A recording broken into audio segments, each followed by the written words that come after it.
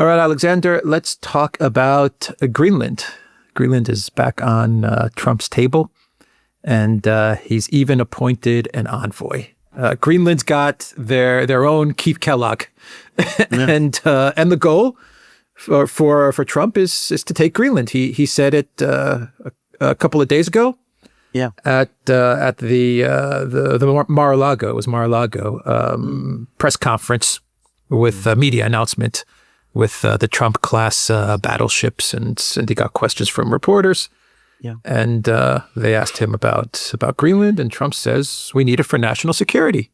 Plain and simple. He says it's not about minerals, it's not about any of that stuff. No. He says there's Russian ships, there's Chinese ships, and we need it for national security.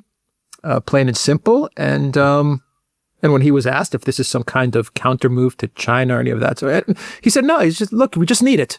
We want it, and we need it, and we're going to get it, and I've got my envoy now as well. So what are your thoughts? A governor of Louisiana, by the way, actually an acting governor of Louisiana. Yes, I think again, Trump returns to this because I think that this is increasingly actually consistent with the foreign and defense and security policies that the administration is adopting. Now, this takes us back to the security strategy review that was published about 10 days ago. And we discussed it extensively. We talked about how this is all about spheres of influence. And that was very consistent with what we had been talking about very early on in Trump's administration, that he seemed to be thinking much more about spheres of influence, and not just Trump, but other people in the administration too. The people who wrote the security strategy review document. And you can absolutely see how Greenland fits in, because Latin America, South America is going to be part of the US sphere of influence. The Western Hemisphere has to be part of the US sphere of influence. That obviously is going to include Canada, but it has to include Greenland as well. And if you're thinking in terms of spheres of influence, this makes absolute sense. Now, what is clear to me is that Trump is talking about this, but he is not the only person in Washington who is thinking this way. It clearly goes beyond him. And if you look at the geography, if you look at positions in the Arctic, where the Russians are very strong and getting stronger, where the Chinese are less strong, but are also getting stronger, where the United States needs also to be involved. And if you are looking at control of the North Atlantic, in other words, securing the sea to the east, of your heartland, the American continents, the Western Hemisphere, controlling Greenland makes complete sense. So I'm going to make a guess. I think we're going to start to see over the next few months and over the next 3 years, a concerted effort by the Trump administration to get Greenland brought fully under American control. For Trump also, this is going to be an issue of his legacy. His talk about building battleships also seems to be consistent with all of this. I think if the Danes are not taking this seriously, then they are being very, very foolish.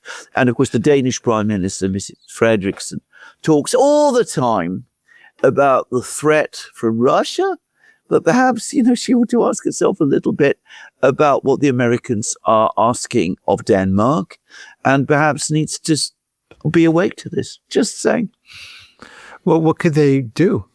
Well, what can Denmark do? What can the EU do? I was reading Callas's post about this, and she's too afraid to even name the United States in her post on X. She's too afraid to actually say the United States is talking about Greenland. She doesn't want to name the United States. That's how frightened she is. Yes. And Denmark's also going to be frightened, and the EU is going to be frightened. I mean, but they're not approaching the United States as as equals or peers. They have to deal with the United States as vassals. And now, because of the position they've placed themselves they put themselves in with regards to Project Ukraine and the sanctions against Russia and giving up their energy, the energy independence, you could say. They did have energy independence when they were working with Russia. They had Russia, they had Qatar, they had the United States. They've given up their energy independence, and now they're fully reliant on the United States. So, I mean, what cards do they have? What leverage do they have? If Trump really presses this thing, he can get it. Yeah, absolutely, he can. I mean, by the way, you put your finger on an important thing. There are three great powers in the world at this moment in time. At this particular juncture in time, there are three great powers. There's the United States, there's Russia, and there's China. I mean, that may not be forever, but that's the situation at the moment. The European Union is not a great power. No individual European state is a great power. The European Union taken together is in deep economic problems, and it is not a military power. And despite all the claims about rearmament we've discussed in many programs, why it cannot be one and can never be one. It has managed to be in conflict with all three great powers at one and the same time. It's in a state of undeclared, well, I won't say war, but something very close to war with Russia. Its relations with China are deteriorating every month, and it is dependent on the United States, which is now thinking increasingly in terms of spheres of influence and of the Western Hemisphere. It is gambling on the Democrats coming back to the presidency in 2028. But I'm going to make a guess. By 2028, the world will have continued to change in a further multipolar direction. It may be that whoever is the new Democrat president in 2028, assuming that the Democrats win, might not be as accommodating to the Europeans as they imagine. Because Go ahead. Yeah, go ahead. Because, I mean, American national interests will increasingly point in a different direction. Well, let me ask you a very simple question. Let's assume that Trump takes Greenland. Let's just assume. I'm not saying it's going to happen. I'm not saying I'm for this to happen. No. But let's assume he manages it. Yeah. And the Republicans lose. And then you have President Gavin Newsom or President Kamala Harris.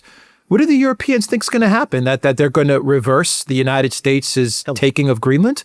And Kamala Harris is going to say, oh, I'm sorry, EU, Trump did that, so here's Greenland back to you guys. No, that's not going to happen. No. So, I mean, what are they expecting from, I mean, the strategy of trying to wait Trump out, which is absolutely what they're trying to do. Yes.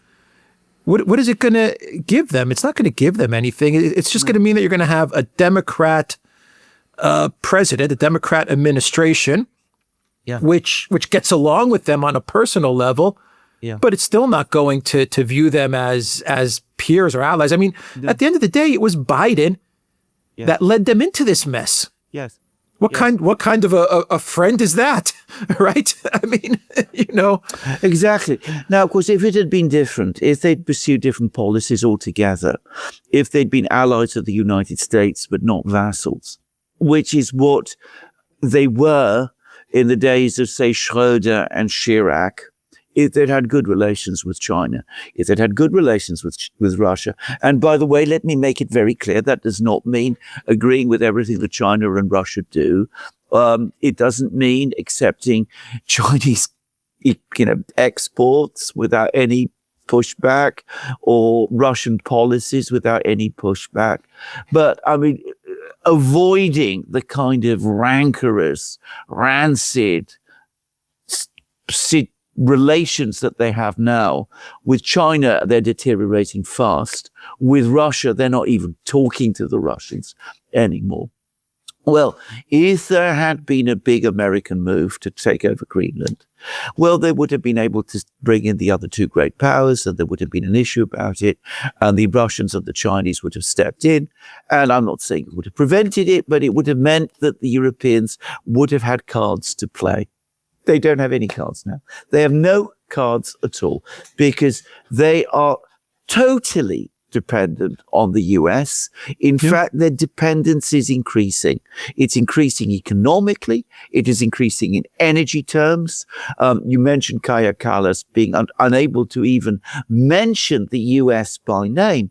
If you look at the Baltic states, they are totally dependent now for security on the US. They have so antagonized Russia that they are now terrified and have reason to be terrified of Russia. Before, they didn't have reason to be terrified of Russia because the Russians never particularly liked them. They weren't that interested in them. Now the Russians absolutely can't stand them and might indeed see them as a security threat because of all of the talk and debates and discussions about closing the Baltic to Russian shipping. So, I mean, for all of these reasons, the EU, the Baltic states, the Northern Core, even as they become increasingly frightened and alarmed by what the Americans are doing, their dependence upon the Americans grows every day, even as the Americans themselves are having increasing doubts about the longevity and purpose of their security commitment to Europe. And that, I think, is going to carry over into the next administration, whoever leads it. Yeah, absolutely. Absolutely. It's not only Russia that the Baltics have pissed off, China as well. Absolutely, yeah. They've decided to take on China and Russia, the Baltic states. Yes. It's insanity. And the U.S. is far, far away. far away. Yeah. Right? Yeah. So, I mean, it's madness. Kallas can't even get a meeting with Rubio. Rubio doesn't even want to meet with her. And these are facts. She tries to get meetings with Marco Rubio, and Rubio cancels the meetings or just doesn't even respond to her. Yes. This is, I mean, forget about not being able to talk to Russia. Yes. The top diplomat in Europe can't even schedule a lunch with the Secretary of State of the United States. Yes. Will Trump take Greenland? Because, and once again, I'm not advocating for this, but no. I'm trying to put myself in Trump's position, and I say, you know what? I'm heading for a big loss in Ukraine. I'm trying to prevent this big loss in Ukraine. Yeah. I'm the neutral mediator and all of that stuff, so I'm trying to cover over that. Yeah. Even though they continue to provide weapons and everything to you. Anyway, we've talked about this 1,000 times. He's heading for trouble in Ukraine. Iran, we may get Iran acting up again. He's boxed himself in Venezuela. Greenland seems like a quick, easy win.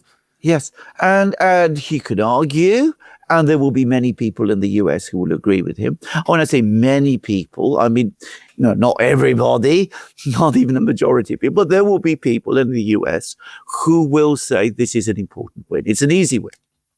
The Danes are not in a position to put up resistance. The US military can just move in, take over the place, or the Americans can then strong arm Denmark into agreeing to an annexation because they can. And it's a simple, easy, straightforward win. And from the perspective of the people in the Pentagon and in the MAGA movement who are behind the security strategy review, this makes sense. It actually makes sense in terms of American national long-term security interests. It puts the US in a stronger position relative to the other two great powers, Russia and China. It means that America becomes a big player in the Arctic, where it has been effectively excluded. It also means that the US now has much more secure, a certain control over the North Sea and the North Atlantic, which of course means that the Russians will find it. Well, I mean, of course, the US already has a presence in Greenland and all of that, the Greenland ferries and all that gap and all that. But I mean, it means that indefinitely the US can close the door to Russian or Chinese, conceivably, warships entering the North Atlantic from the Arctic. from the Arctic seas. So, from an American point of view, this makes strategic sense. So yes, there may be minerals as well, and all of those things that they might be useful. But as you rightly say, that's icing on the cake. Yeah, Trump just came out and said it. I just want to take it. Yeah. That's simple. He made it very simple. Yes. Those are his words. I just want to take it. We just need it. We want to have it. So we're going to take it. I mean, that's what I got out of it. And my final question is, why else would you appoint an envoy if your goal isn't to try and take it? Well, absolutely. I mean, negotiate it, put pressure on the EU. I imagine NATO's not going to say anything. Mark Rutte's not going to go against Trump. I imagine the UN is not going to really say anything. I imagine the EU can take it to the UN, but will they? And even if they do take it to the UN, what will the UN do? Would they dare? And what would the Security Council do, Alexander? If this goes to the Security Council, would Russia vote in favor of the EU? Would China vote in favor of the EU, or in favor of Denmark, in favor of Frederickson? Well, exactly. Would that happen? Who knows? I mean, perhaps they would. But if they do, they will be doing so without any real sincerity. I mean, they'll be laughing at her in private. The Russians have no reason to have any sympathy for Denmark or for Fredrickson anymore. I mean, does Greenland pose any type of threat to Russia and their presence in the Arctic? No. No, I mean, it introduces the United States into the Arctic as a major competitor. But then bear in mind something else, which is, of course, that the Russians, who clearly know that the Americans are getting increasingly interested in the Arctic, have increasingly been floating ideas to the Americans. This is one of the things Dmitriev gets very involved in, suggesting, well, maybe we can, there's a lot there. Why don't we share it? Why don't we work on this together? So, I mean, at some point in 5-10 years, who knows? Maybe things like that might come. But yes, obviously, at the moment, the Russians have an overwhelming dominant position in the Arctic. The Chinese, through the Russians, are becoming stronger in the Arctic too. If Greenland goes to the US, then of course it means that the Russians have a rival, a big American rival in the Arctic, and the balance of power in the Arctic starts to change. But I think the Russians can live with it. Final question. What about Canada? Where does this place Canada? Well, I mean, it'll be increasingly sandwiched because there's the US to the south, Greenland to the east, and Alaska to the west. So, I mean, and as we know, I think it's one Canadian province. I think it's Alberta is already restless. Who knows? I mean, I think that there is still very, very strong Canadian patriotism, and which pushes back against the US. But what would be the relationship they would be able to build then to counterbalance American power? Matt Herod, who we speak to quite often, he suggested a relationship with Russia. The current Canadian government developing a relationship with Russia. Could they do it? Impossible. Impossible they would do it. I mean, they should. They absolutely should, but they won't. They won't. Exactly. Yeah. The U.S. is beating all of them to this. Yes. I mean, if there's going to be any country, I'm not saying it's going to happen, but if there's going to be any country that's going to reestablish a relationship with Russia, it's going to be the United States at this point, absolutely. Because all the other countries of the collective West are stuck. Absolutely. They can't move. No. I mean, there might be some of the smaller ones. Italy and France might find a way back in some form. Spain too. Germany, I think the Russians are so angry with Germany. I can't see it happening anytime soon. And of course, there's the history there. Britain as well. The Scandinavians and the Baltic states. Impossible. Impossible, yeah. All right. No, Germany's been targeted to, you want to talk about being sandwiched. Germany's getting it from the U.S. and they're gonna get it from Russia and from France now. They're getting it from everywhere. Yeah. But who brought it? But who brought themselves? They brought it on themselves. Exactly. Exactly. All right. We'll end the video there. The Duran.locals.com. We're on X. We're on Rumble. We're on Telegram. And go to the Duran shop, pick up some merch, and also look for us on Substack. Take care.